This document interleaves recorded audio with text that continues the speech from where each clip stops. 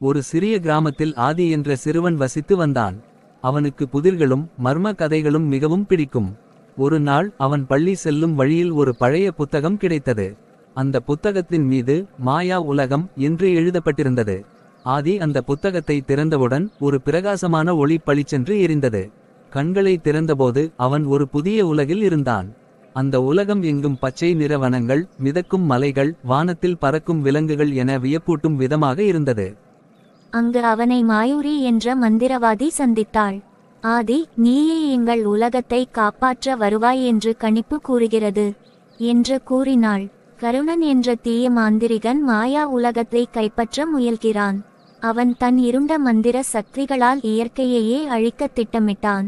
ஆதி தனது நண்பன் நிலனுடன் இணைந்து மாயூரியின் உதவியுடன் கருணனை எதிர்க்கச் சென்றான்.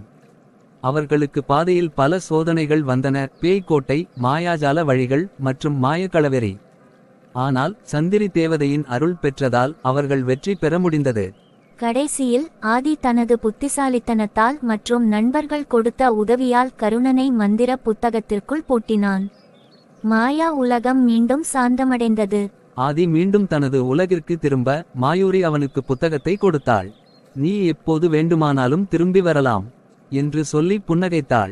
அந்த நாளுக்கு பிறகு ஆதி எப்போது வேண்டுமானாலும் மாயா உலகத்திற்கு செல்ல புத்தகத்தின் இரகசிய மொழியை மனதில் வைத்து கொண்டான்.